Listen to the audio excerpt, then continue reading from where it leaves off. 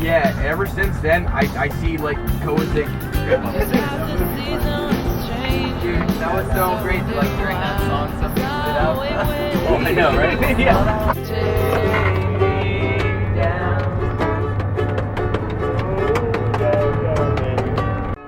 Hey, peace, man, alright!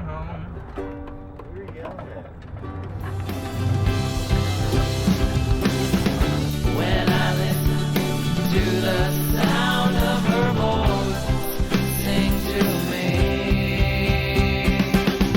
'cause I feel it blowing on my face, so it's throughout my day. Listen, just listen. So, we're here, and we're gonna make a movie. Let's go freaking take a hike, man. It's gonna be amazing. Let's go! The ripples in the pond, well, they resemble my love for this. Yeah. The currents in the air, well, they help to sail my ship. Yeah. But he didn't come up with it. Yeah, bright future. I got a bright future? As a lyricist. 'Cause as the day turns to night, well, so Back do I. this 'Cause I'll wait with you here. Look like a traveler with that sash. When I listen to her breath, yeah, I try to feel it in me. This case feels like it should be bigger. Like when I grab. Dude, this has been such an amazing process. For real.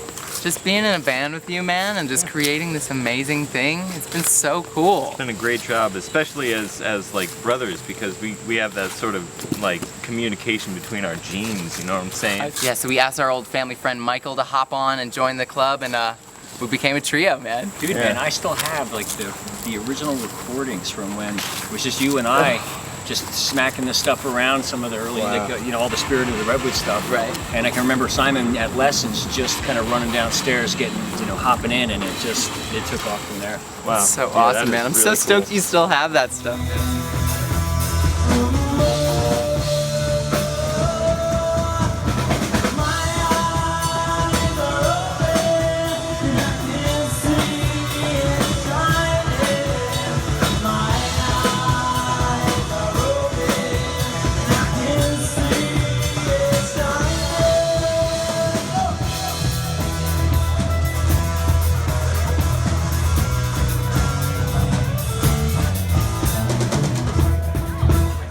So yeah, awesome. I mean, when we were back then, like, we needed some more of that grit, some more of that punch, and so we asked another old School of Rock friend of ours, Will, to hop in.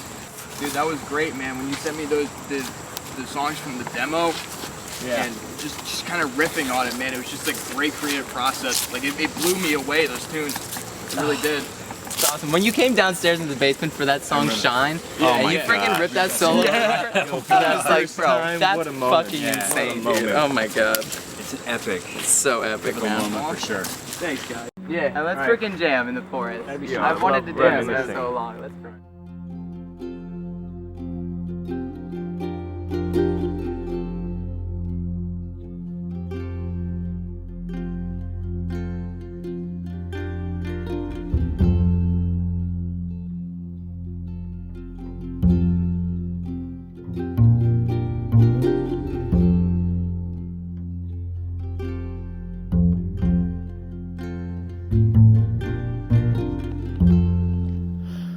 Tugboat tugs along,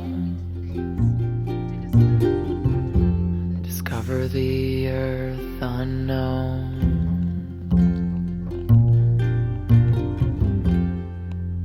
And the tree roots are shown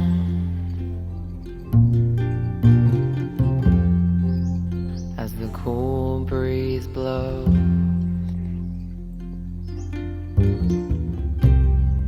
And I don't know what's more beautiful, the earth or her face.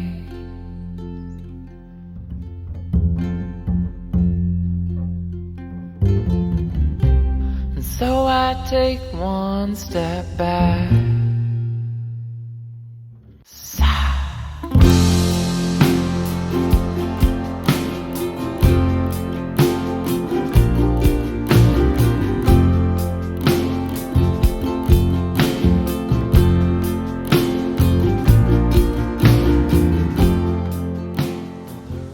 feel like all of my suffering started in like high school.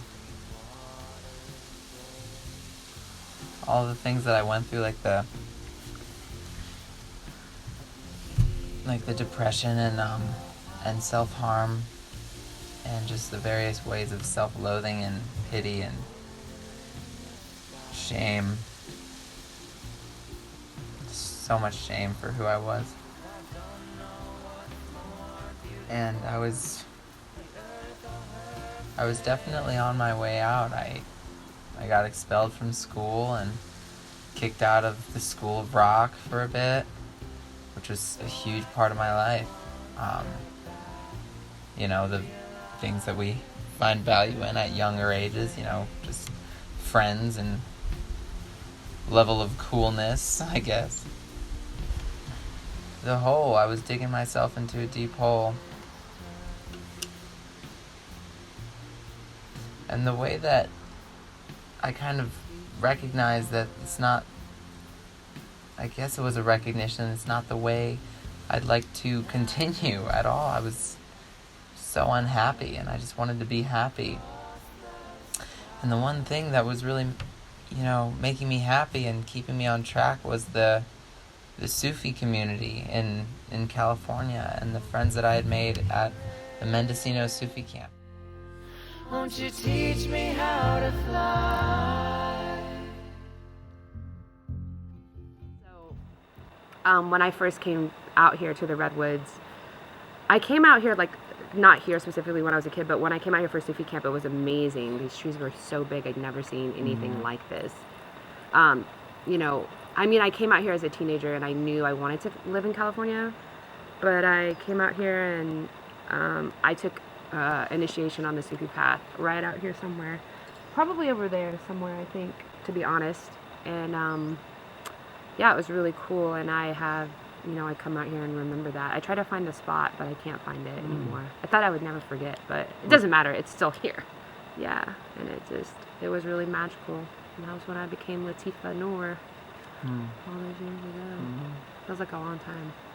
I mean, this feels like home out here. You know, it's nice. It's really beautiful and calming, and I don't know. There's a lot of magic in the woods, I guess. You know, I didn't really grow up thinking that kind of stuff, so I think that there's a lot of life in the forest, which is nice. But like, really, what needs to happen is people have to understand that it's bigger than they are. That, you know, we're just guests. I think that's my solution, is finding your peace wherever you are and not worrying about too much, you know, how you're going to get there, because it'll just happen. It's just a oneness, because it's all connected, you know, like most of these trees' roots probably touch on some level. So it's a huge organism that we get to be a part of while you're here. You know, and I think that coming here and doing what we do here definitely helps the forest, helps the redwoods. And maybe that's why we keep coming here, even though it's really hard for some people to get here. You know, because the trees need it and we need the trees. Hi, my name's Jesse. This is my first Sufi camp. I arrived in the middle of the camp, in the middle of the night, and there was a rave happening. Sufi rave, which didn't know that was a thing until I was in the middle of one. Good way to start the day, good way to start the experience. I still don't really know what it is that I'm doing here. It's all so new. I came in with no expectations, no outside knowledge, just an invitation, which I gladly accepted. And I think that I'm starting to get this opinion that Sufi camp is a place where people can come to like take down all the walls and all the framework that we put up to think that we we kind of pretend we know who we are. Yeah. But there's parts of us that are yet unexplored. And so I've noticed this theme that everyone seems to be willing to show themselves To be without those vulnerable. walls up. Yeah, vulnerability. Yeah. Playful vulnerability, though. You know, it's not like a sob circle. It's not vulnerability and digging into old wounds and traumas. It seems to be vulnerability and saying, like, well, what else is there? And maybe I don't know everything, and that's okay. The lessons that we learned, both in the conversation that we had and the experience that we had, was that they've got you. They've got your back. It's like this big network of safety. And so maybe that's why everyone's so comfortable here. And we're just so willing to open up because there's like these giant arms reaching out of the earth all around us. There, it's like a giant safety net in every direction. Yeah, there's something to the Redwoods. I don't know what it is. You know, I think we could all practice taking a break from our own perspective, get outside of our head. You know, we become so attached to the way that we see the world, and we know it to be fact that that's just one way to see the world. But it becomes all immersive and completely, it's your entire, it's like you're looking out through the inside of a fishbowl. Everything's tinted by that water. So anything we can do to get outside of that water and then look back and say, oh, I was just in that little fishbowl, but actually there's like a whole house here that the fishbowl is in. And if we do that once, then we can say, oh, I was just in that house, but actually there's like a whole neighborhood that house is in. Oh, I was just in that neighborhood, but that neighborhood was just in a city. That city, we can see the whole city now. And then it goes bigger and bigger and bigger and bigger, and then like the little rock that was out of place in the bottom of the fishbowl doesn't seem so bad anymore. It's just a little rock that's out of place in a fishbowl, inside of a house, inside of a city, inside of a town.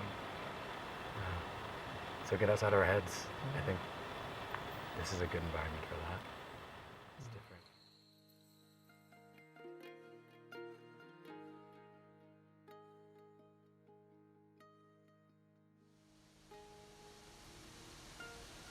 The biggest thing that I learned from Sufi camp, from that space in the Redwood Forest, is that I'm not alone. I'm never alone, whether it be in the third dimension or fourth dimension or fifth dimension, any of those. But I'm never alone. But there is always that part of me that is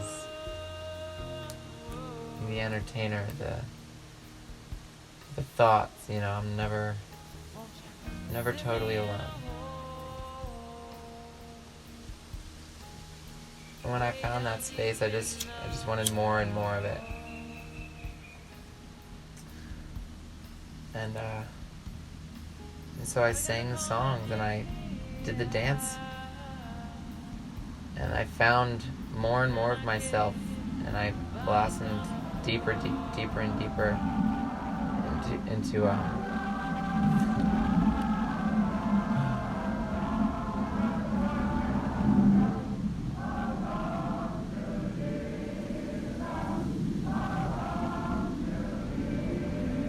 spirit of the Redwoods.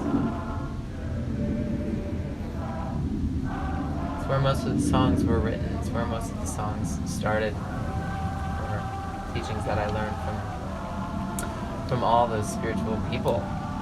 All of just these tribe, my family, just showing me and reminding me of who I am. And I was able to come out of that depression. I came out of it pretty free and clear. You know, the scars are still there, but they mean something because now I have something to share, something real. I made a lot of mistakes I still make a lot of mistakes. I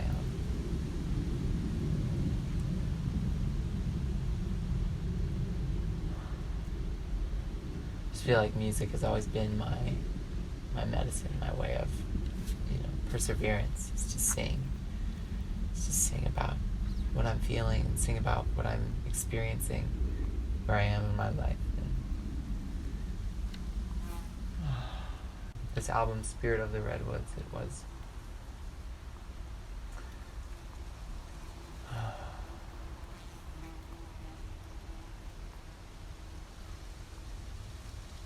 just an ode to that time in my life where I found who I was, or started to find who I was. Started the path, started the journey home. The journey home, yeah. And music is my weapon. Music is my tool. Music, I'm a warrior. I am a warrior of spirit and a warrior of inner truth and soul connection, and my weapon is my ukulele, my instrument. Build me a bridge to a place where I know not who I am, but I know who I am.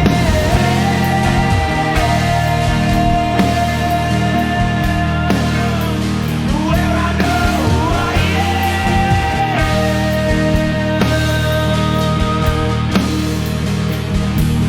Singing,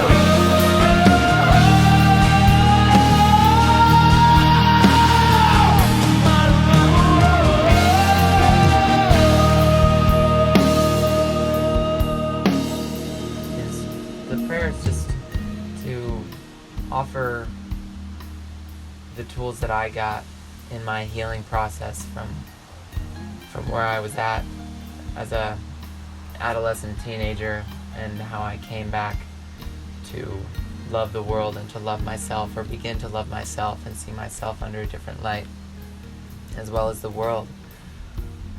The prayer is that we can surrender that, we can open up about that, to allow space for others to heal if they find it necessary for themselves to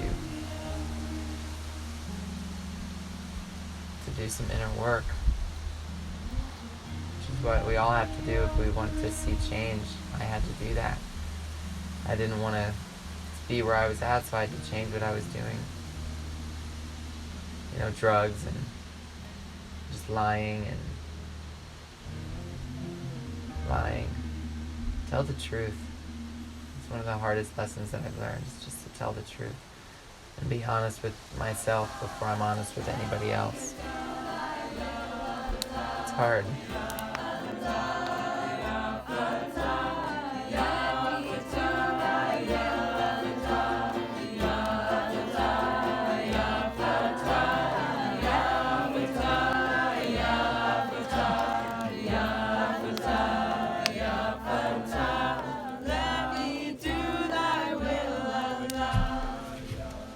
The world can be a beautiful place if we look at it like that. If we look at it as a beautiful place, then we will only ever be surrounded by beauty. We as human beings have so much more power than we realize. And it's simple power. It's just the power that we create our reality.